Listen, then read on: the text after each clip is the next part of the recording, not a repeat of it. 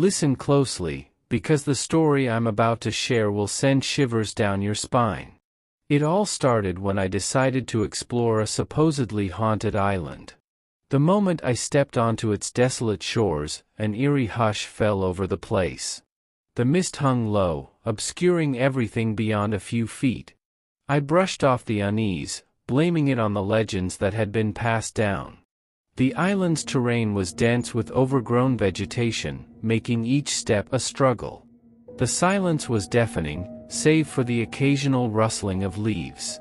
It felt like the island itself was holding its breath, as if waiting for something. I tried to convince myself it was just my imagination, but the feeling of being watched was too strong to ignore. As the sun dipped below the horizon, I set up camp near the edge of a dense forest.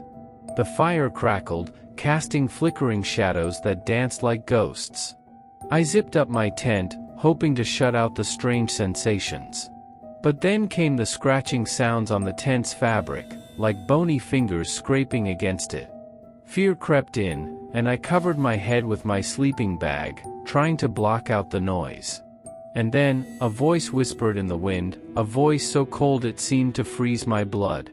Leave this place. I clasped my hands over my ears, desperately trying to drown out the sound. The following day, I ventured deeper into the heart of the island, determined to uncover its secrets. The vegetation grew thicker, and the air grew heavier with each step. It was as if the island itself was resisting my intrusion. Yet, I pressed on, driven by an unexplainable compulsion. And then, I stumbled upon a decrepit mansion hidden within the trees. Its windows were broken, and the walls were covered in ivy. The moment I entered, a sense of heaviness enveloped me. The air was stale and carried a hint of decay. As I explored the cabin, I discovered a dusty book lying on a table. Its pages were filled with cryptic symbols and disturbing drawings. It seemed to be a journal of someone who had experienced unimaginable horrors on the island. Ignoring the warning signs, I continued my journey deeper into the heart of the island. The dense foliage seemed to close in around me, making it difficult to find my way. Strange whispers filled the air, as if the island itself was trying to communicate with me. The portraits that adorned the walls bore witness to years of neglect, their subjects' eyes seeming to follow me with an unsettling intensity. In a grand hall, a grand piano stood, its keys creaking as if played by unseen hands.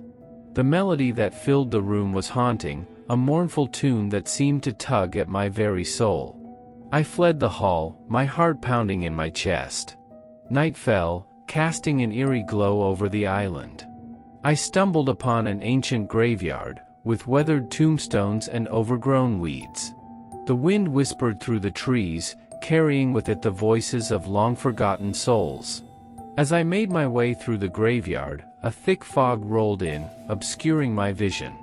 Panic started to grip me, but I pressed on, determined to find a way out. Suddenly, I felt a presence behind me, a cold breath on the back of my neck. I turned, but there was nothing there. Feeling a growing sense of dread, I quickened my pace, desperately searching for an escape. But the island seemed to have a mind of its own, leading me in circles, trapping me in its sinister grasp. Every step I took only deepened my entanglement in its web of darkness. Hours turned into an eternity as I wandered aimlessly, my sanity hanging by a thread. Whispers grew louder, shadows danced in the corner of my vision, and the air grew thick with malevolence. I realized I was not alone on the island, I was being hunted. As night fell, I found myself drawn back to the mansion, and then, that voice returned, colder and more sinister. You should not have come. Panic surged through me, and I ran from the mansion, my breath coming in ragged gasps. Days turned into weeks as I delved deeper into the island's history. Old journals and forgotten letters revealed a tragic tale of a family torn apart by greed and betrayal. The more I read, the more I felt a connection to their plight. It was said that their restless spirits still roamed the mansion, trapped in a purgatorial cycle of torment. The island's grip on me tightened as I became obsessed with setting their souls free. During a fierce storm that matched the turmoil in my heart, I followed faint cries that led me to a hidden chamber within the mansion.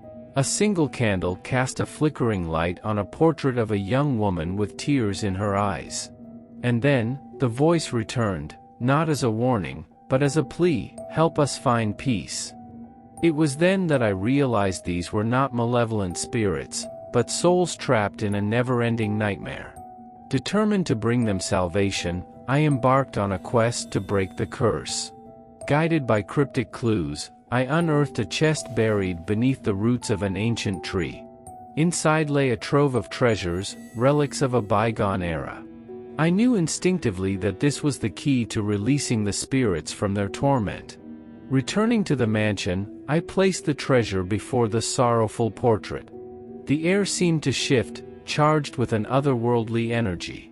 The spirits materialized before me, their eyes once filled with sorrow now brimming with gratitude. A gentle, melodic hum filled the room as they slowly faded away, their laughter mingling with the wind. Leaving the island, I couldn't help but feel a mixture of relief and melancholy.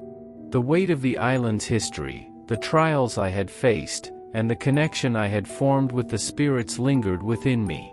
The trees, once suffused with an eerie presence, now stood as silent sentinels, watching as I departed. As I looked back one last time, I realized that the island had left an indelible mark on me. It wasn't just a place of fear and darkness, it was a place that held stories of lives once lived, of tragedies and regrets.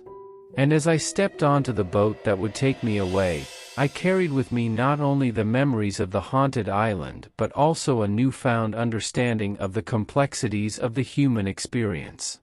The journey back to the mainland was a mix of reflection and anticipation. I knew that the island's spirits had found some semblance of peace, and I couldn't help but feel a sense of closure. It was a bittersweet farewell, tinged with the knowledge that even in the most haunting of places, there can be a resolution, a glimmer of hope amidst the darkness.